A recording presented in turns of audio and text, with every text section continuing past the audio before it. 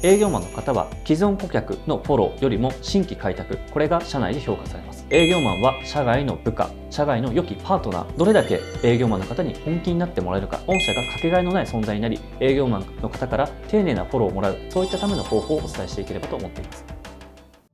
皆さん、こんにちは。株式会社オールウェイズのパクです。今回はですね、求人広告媒体の営業マンは営業マンではない、こちらについてお話しさせていただきたいと思います。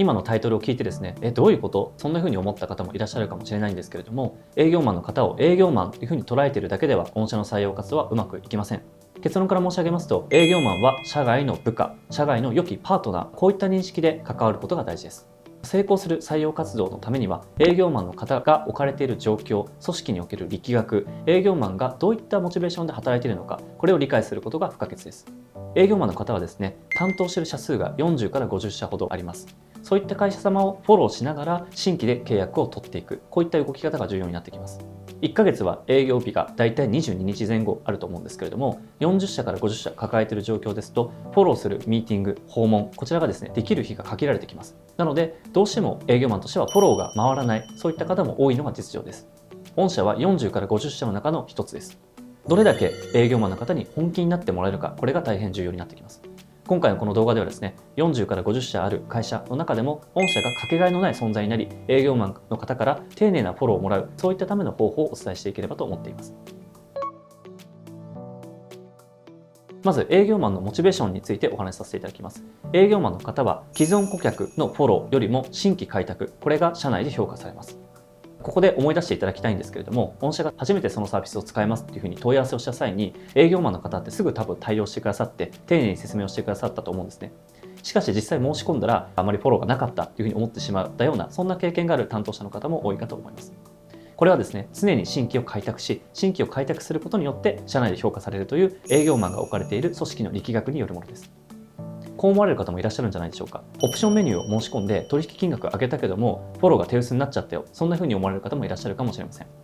もう一度述べますが、営業マンの方は新しく掲載者数が増えること、新しく取引先が増えること、こちらが社内で評価されます。ですので、現在取引している金額が上がったとしてもですね、営業マンの方々は新規で開拓する方にどうしても目が向いてしまう、そういった実情があります。例えば先ほど申し上げましたが、営業日だいたい1ヶ月で21日、22日あると思います。営業マンの方は最低でも1日3アポ入れなさい、そんな風にですね、上司から指導されている方も多いです。1ヶ月の営業日が例えば22日だったとして、1日3アポですので、66アポイント、1ヶ月の中で営業マンの方々は入っています。この66アポイントの中で営業マンの方々の本音としては半分または6から7割ぐらい新規取引先を開拓するためのアポイントで埋めたい、そんな心情があります。営業マンの方が1ヶ月で既存顧客のために使えるアポイントの数はだいたい20前後になってしまいます。その20前後のアポイントも取引金額が大きいところから優先的にアポイントを入れることになってしまいますので、どうしても自社へのフォローが手薄になってしまう、そんな風に感じられているような担当者の方もいらっしゃるのだと思います。ではここでですね、そんな営業マンの実情を踏まえた上で、どうやったらですね、御社が特別な存在に思ってもらえるのか、こちらについてお話ししていきたいと思います。営業マンの方に対して2つのアプローチの方法があります。1つ目は新規顧客を紹介してくださる、または取引金額が増える、このような金額的なインセンティブを感じてもらえるようにお話をすることです。今回の採用活動うまくいったら知り合いの会社を紹介するよですとか、今回採用がうまくいけば金額をもう少し上げようと思ってるんだよねというような金額的なインセンティブを与えると、営業マンの方はモチベーションが上がります。先ほど申し上げたように、取引金額が上がることよりも新規で開拓先が増えることの方が営業マンの方は喜びますので、できれば知り合いの会社を紹介するねというふうに伝えてあげた方がいいかもしれません。ここで一つエピソードをお話しさせていただきたいと思います。新規で取引先が増えるというところにモチベーションを感じるってお話をさせていただいたんですけれども、営業マンのこの気持ちを踏まえれば、提案する金額についても調整することができます。例えば弊社のお客様で新卒採用を行っていくお客様がいらっしゃいました。新規で使ったことがないツールについて申し込みを検討されていました。そこで営業マンの方から70万円ほどで提案を受けていました。しかしですね、最終的に40万円でそのサービスを使うことができました。どうやったのか、最初は掲載のみのプランについて提案をされていたんですけれども、ここでですね、人材紹介にですね、つまり他の企画についても同時に提案してくださいというふうにお伝えしました。そうするとですね、その営業マンの方は掲載のプランおよび人材紹介のプランというように2つのプランの申し込みを獲得することができます。ですので、会社の中では新規で顧客を開拓し、2つの商材を受注することができた成果として評価されることにつながります。2つのプランを申し込みますので、70万円のご提案金額を見直していただくことはできないでしょうかというふうにお伝えしたところ、その営業マンの方は喜んでですね、プランを組み替えてくださって、最終的に40万円で提案をしてくださいました。営業マンの方のモチベーションを生かすことで、双方に気持ちよく適切なプラン、金額でツールを使うことができます。2つ目です。感情的なアプローチの方法になります。営業マンの方々は転職活動を考えていたり、将来起業してみたいんだよなっていうふうに、その会社にずっといるってことを正直考えていないっていうような営業マンの方もいらっしゃったりとかします。または転職ですとか起業は考えていないけれども、今のこの会社の仕事が楽しくないんだよね、そういったふうに思っている営業マンの方もいらっしゃるかもしれません。営業マンの方が抱えている仕事、または自身のキャリアについての本音を聞いていき、アドバイスをしたり、知り合いを紹介したり、参考となる書籍を紹介したり、その営業マンのために役に立つ存在になっていけばですね、特別な存在だと感じてもらえると思います。イメージとしては、社外の良き上司になる、社外の良きパートナーになる、このような考え方が重要になってきます。弊社のお客様、いろんな会社様と連携させていただいて採用活動を進めております。中にはですね、フォローがなかったりですとか、しかし提案をよくしてくるっていうような営業マンの方もいらっしゃいました。そんな方に対してですね、弊社およびクライアントと一緒に、あなたはなぜその会社に入ったの？そして今後どうなっていきたいの？っていうような個人的なお話をする機会がありました。そこでですね、実は私はこういう風になっていきたい、こういった理由でこの会社に入ったんだっていうような、その方の本音を聞くことができました。将来へのビジョンを踏まえた上で、今あなたがやっているこのお仕事は、そのビジョンに対してクオリティ、スピード感で仕事をやっていっていますかっていうふうに聞きました。そしたらですね、その営業マンの方も考えてですね、全然努力が足りませんでしたというふうにおっしゃっていて、次のミーティングからですね、大変クオリティの高いレポートですとか報告をしてくださるようになりました。このようにですね、営業マンにとって良い社外上司になっていく、こういった関わり方が大変重要になってきます。言葉を変えるとですね、営業マンの心に火をつける、こんな認識で営業マンの方を見つめてみてください。どういうのになったら期待しないみたいな、その基準ってありますか？その営業マンの方が面倒くさそうにしたりですとか、そんな風な対応されてしまった場合は、そういった関わり方をしても難しいかもしれません。成果につながっていない場合、営業マンの方の担当者変更、こちらも実は全然していいんですね。ですので、御社と相性が良い営業マンを選んでいく、そういったスタンスでお仕事を進めていくことが大事です。これまでパクさんが社外上司として部下に夢を見せたとか価値提供したみたいな事例ってあったりします？一つ僕もエピソードがあるんですけれども、求人広告媒体の運用を担当してくださっている営業マンの方がいらっしゃいました。しかしですね、その方、フォローのミーティングの連絡もほぼないというような方でしたし、ミーティングを実施したとしても、口頭での説明が多くてですね、数字を記入したデータの共有等もなかなか少ないというような方でした。その方に対してお話ししたのが、成果につながっていれば御社への予算投下っていうところも上申することが可能ですと。しかしこのままですと情報量も足りないので、御社の魅力ってものも弊社としても説明することが難しいですと。そのために成果報告レポートを作成してくださいというふうにお伝えしました。成果報告レポートのひな形もこちらの方で考えてお見せしたところ、すごく喜んでくださってですね、そういったレポートを活用しながら分かりやすい定例ミーティングの実施、フォローをしてくださるようになりました。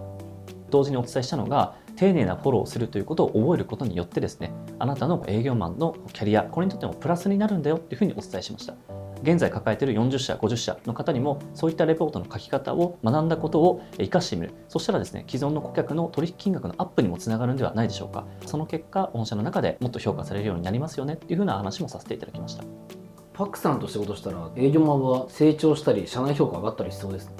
僕はですね、日頃営業マンの方とお話しするときに、この方いかに出世していただくかって、そんな視点で日頃仕事をやっておりますので、最初はすごく緊張するみたいなんですけれども、だんだんですね、こちらのペースを掴んでいって、もう何も言わなくても完璧なフォロー、レポートを提出してくださるようになるっていうような営業マンの方も多いです。営業マンの方、単に営業マンとして見ているのではなくて、協業先だと思っています。我々の共通する目標はですね、採用の成功である。ここからブレないで丁寧なフォローをしていきましょうと。そうすればお客様も喜んでいただき、我々に対して予算投下をもっとしてくださる可能性もありますよねと。我々は敵ではないですと。一緒にレベルを上げていって、素晴らしい成果を一緒に出していきましょう。そんなお話を普段しております。協業先ってよく言ってますよね。なんか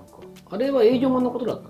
弊社はですね、連携する会社様のことを協業先っていうふうに表現することが多いんですけども、文字通りですね、協力し合って仕事を進めていく中、そんなふうに捉えています。いい営業マンの出現率が高い会社もあれば出現率が低い会社もあるような気もするんですけど、そこら辺どうですか？日頃いろんな営業マンの方とお話しさせていただいてるんですけれども、分業制が進んでいるような会社様の場合はですね、どうしてもちょっとフォローのその質ですとか頻度ってところに不満を抱いていらっしゃるようなお客様も多いのかなというふうに思ったりします。例えばなんですけれども、テレアポをしてアポイントを取る係、説明する営業、フィールドセールスという役割、実際受注が決まった後にそのサービスをよりよく使っていくための役割というような、社内で分業が進んでいる会社様も増えてきているんですけれども、営業マンの方から良い話を聞けたから申し込んだのに、実際使ってみたら別の人が担当について、どういった背景で申し込んだのかってところの社内共有も甘かったりとかしてですね、クレームにつながってしまったっていうような事例もたくさん見てきています。ダメだなとか無理だみたいな怒ったりとかもします？それともパサッと態度変更しちゃいます？これまでいろんな営業マンの方とお会いしてきたんですけれども、中にはですね、何度言っても変わらないという方もいらっしゃったので、担当者の変更を最大で4人させていただいたということもあったりします。でも期待をしてるからこそお叱りをするって場合もあるんですか？時にはですね、厳しめなフィードバックもさせていただくことがありますし、場合によってはお客様との定例ミーティングの前にですね、こちらからお電話させていただいて、今レポートの進捗状況どうですかと、書く内容なんか悩んでませんかって形で営業前のフォローをさせていただくってことも日頃たくさんあります。で、僕が媒体で半年間採用が1件も出てない営業マンだったとしてミーティングになりましたってなったら、どんなお声かけをするんですか？まずはやる気があるかどうかをシンプルに聞くと思います。今どんな風な優先順位、どんな風な気持ちで働いていますかってことをお聞きします。いきなり怒るってことはなくてですね、営業マンの方が事前に準備してきた資料も最初触れないです。きちんと同じ方向性を高い熱量で持ってですね、歩めているかっていうところの確認をさせていただいてから、レポートの内容ですとか共有事項をお話ししていただくっていうようなことをやったりします。正直手抜いてましたとかだったらどうしますか？いろんな方がいろんな本音を話してくださるんですけれども、そこでやっぱり一番大事なのがですね、成果が出てないっていうところに対してきちんと認識をして謝罪できるかどうか、改善策まで言えるかどうか、これがですね、良い営業マンの見極め方法の一つかなというふうに思ったりします。成果にたとえつながらなかったとしても、どんな学びがあったのか、きちんとアウトプットしてくださる営業マンはとても重要です。例えばこんな事例もありました。募集団を増やしていくために求人広告媒体だけではなくて、チラシを作成して近隣に配っていくっていうようなプランを提案してくださった営業マンの方がいらっしゃいました。それなりに予算を投下したんですけども、採用につながらなかった、その時の営業マンのフォローのミーティングに参加させていただいたんですけれども、結果の共有というところで終わってしまったというようなミーティングがありました。そこでですね、営業マンの方にお伝えさせていただいたのが、今回のこのプラン、成果にはつながりませんでしたが、次に活かせるような学び、媒体運用に活かせるような学び、人事採用担当者として活かせるような学びは何かありませんかというふうにお聞きしたところ、再度ですね、レポートを作成してくださって、今回学んだことをまとめてくださって説明をしてくださったというようなこともありました。一度転んだらただでは起き上がらないというような、そういったスタンスの営業マンの方は一緒に仕事していて必ず成果につながると思います。ということでいかがでしたかね。今回の動画では求人広告の営業マンは営業マンではない、社外の良き上司になる、社外の良きパートナーになる、こういった視点で関わっていくことが大事だとお話しさせていただきました。その際にですね、2つの営業マンの方を動かすインセンティブポイントもお話しさせていただきました。